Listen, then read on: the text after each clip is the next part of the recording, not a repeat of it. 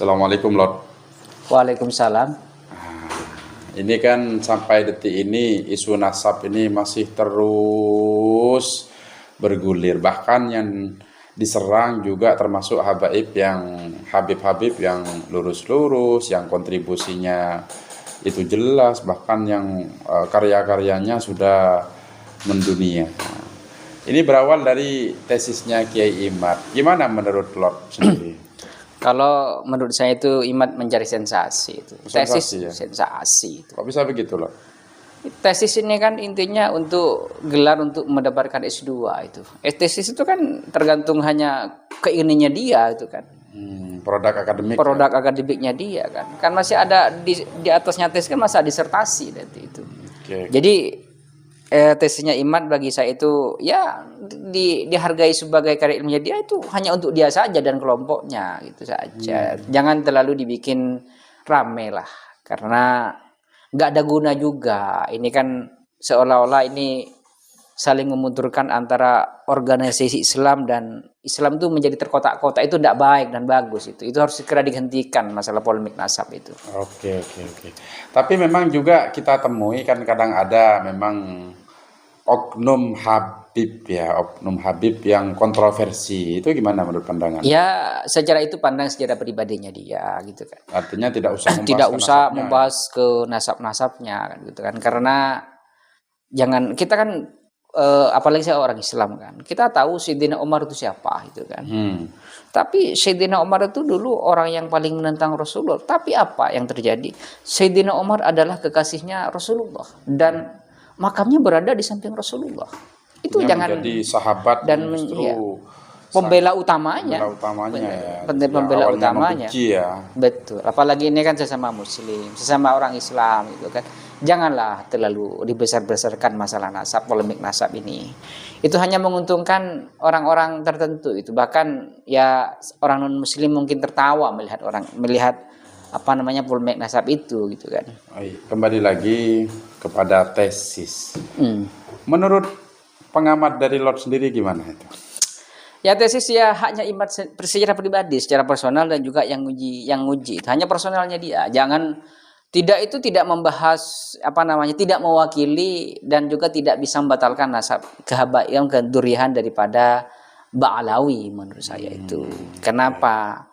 Itu kan hanya pendapatnya Imad. Artinya kok baru sekarang ya? Kok baru sekarang Imad ini jangan-jangan ada sakit hati gitu kan. Kita tahu sendiri siapa Imad kan. Dalam biografinya itu Imad juga dulu adalah bagian daripada kelompok FPI gitu kan. Dan pernah intinya saya baca biografi mungkin ada apakah karena kecewa bergabung dengan itu sehingga saat ini kebenciannya terbalaskan pada momen-momen di mana orang-orang FPI dan orang-orang yang memiliki nasab dengan Rasulullah itu mau dikucilkan di Indonesia itu. Oke. Terkait habaib yang sering membuat kontroversi gimana? Menurut saya itu tidak baik juga. Nggak boleh lah. Itu kan ini Indonesia bukan Arab gitu. Intinya hormati budaya yang ada di Indonesia dengan kebinekaannya. Jahat itu juga tahu diri gitu kan.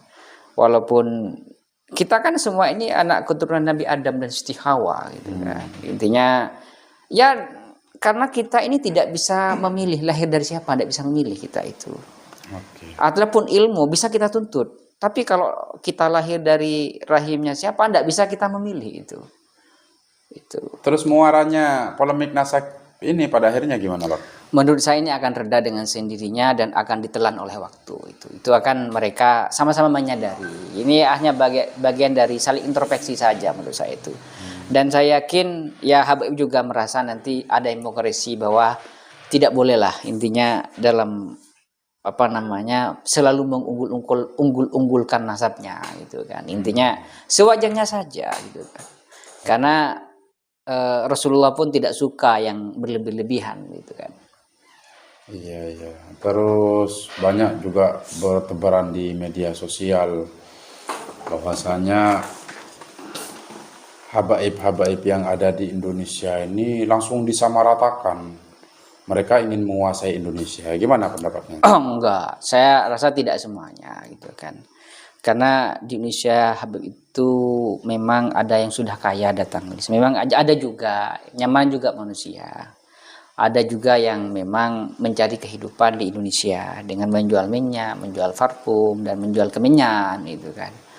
Itu memang manusiawi, tidak bisa dipukul rata, itu hanya sebagian saja itu. Intinya Artinya itu hanya ini ya, hanya narasi saja. hanya narasi kan. Di Indonesia ini kan terjadi benturan kan, benturan kepentingan etnis, golongan, kelompok. Itu mau digoreng sebenarnya itu.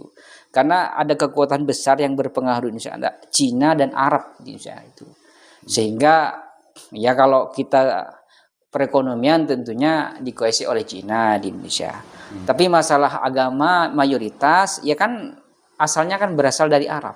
Gitu. Sehingga ini mau dibenturkan sehingga Artinya klausul Arab itu tidak lepas dari kebenekaan kita ya. betul. Kita kan semua ini mungkin saya tidak murni semuanya pribumi gitu kan. Sekarang kan kata-kata pribumi itu sekarang sudah diperhalus gitu kan. Intinya kita ini adalah bagian dari warga negara Indonesia semuanya, dari berbagai suku, Madura, Jawa, Sulawesi dan berbagai suku lainnya yang tidak bisa sebutkan saya satu persatu karena begitu banyaknya suku-suku yang ada di Indonesia dan kita hidup damai dan rukun di Indonesia gitu kan.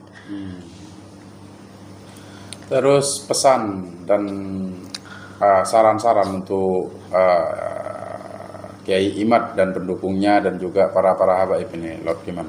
Ya menurut saya sekarang ini jangan terlalu memanas-manasi gitu kan. Saatnya kita redam, kita ini sudah sekarang apalagi masa-masa yang sulit secara ekonomi sebagian masyarakat kita. Marilah kita sama-sama meredam dan menebarkan kesejukan dan keindahan di dalam beragama Islam gitu kan. Karena apa? Karena orang tidak melihat kita Al-Qur'annya, tapi yang melihat orang menilai kitanya sendiri saat ini. Jadi karena pada saat ini yang dinilai itu adalah diri perbuat akhlaknya kita kepada sesama muslim dan juga ke sesama non muslim gitu kan. Karena ajaran apapun itu entah itu Islam, Kristen, Buddha dan lain sebagainya itu yang dilihat akhlaknya oleh orang gitu kan. Sehingga Rasulullah itu innamal bu'istu liutammima makarimal akhlak, sesungguhnya aku diutus itu untuk menyempurnakan akhlak gitu. Maka kita sebagai orang Islam harus saling memperbaiki akhlaknya kita masing-masing gitu kan. Terus yang juga akhlak itu harus berpanutan kepada Rasulullah dan juga kepada guru-guru kita. Intinya guru kita entah itu NU, Muhammadiyah, SI ataupun kepada para habaib. Itu kita harus punya guru juga gitu. Karena menjadi tolak ukur dan menjadi referensi dan literasi kita di dalam bertindak seperti itu. Oke, terima kasih Lord, semoga bermanfaat dan menjadi catatan untuk netizen dalam mengambil langkah-langkah terutama dalam berkomentar agar bijaksana. Terima kasih Lord. Sama-sama.